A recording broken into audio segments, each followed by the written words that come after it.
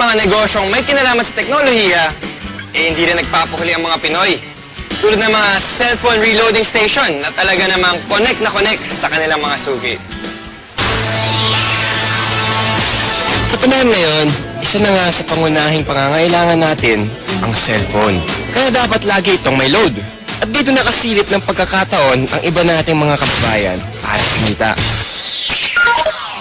Ang V-Mobile, nakaisip ng paraan kung paanong sa pamamagitan lang ng isang telepono at isang SIM card, maaari nang makapagbenta ng load ng kahit anong network. Ano yan?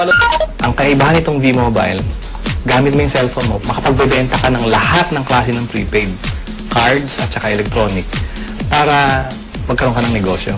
Taong 2008, nagsimula ng V-Mobile ang negosyong ito. Ang sistemang gamit nila, all-in-one load service, kaya one-stop shop ang kanilang serbisyo. Kailangan mo rito, at least meron kang cellphone, meron kang maliit na puhunan, hindi mo kailangan ng malaki, although pwede rin maging malaki ang puhunan mo. Yan ay depende sa plano mo sa negosyo. Kung gumagamit ka ng internet, napakasimple lang gagawin mo. Punta ka sa aming www.loadextreme.ph. Tapos pag nakita mo na itong website nito, diba, yung online loading, kiklik mo, lalabas dyan yung aming dialog box. I-enter mo yung account mo, papasok mo. So, in this case, pipiliin ko na lang, papasok ko yung aking sikretong PIK. Tapos mamimili ako ng produkto. Tapos, lalagay ko yung cellphone number. Kiklik mo ngayon yung send load. Pag okay natin, yun na. Pero paano ka nga ba kikita sa negosyong ito? Halimbawa, may magpapaload sa iyo ng 100 pesos. Ang babawas sa load wallet mo ay 90 pesos lang.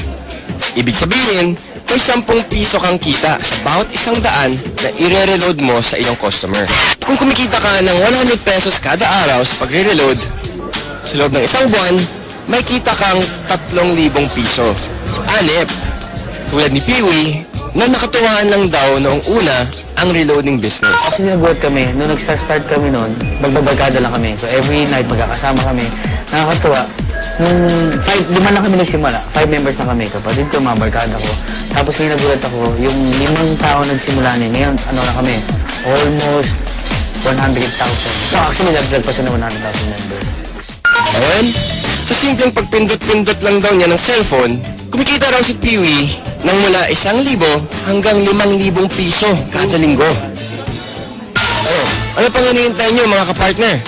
Oras na para ang hilig niyo sa paggamit ng cellphone, pakinabangan niyo rin at maging isang maliit na negosyo.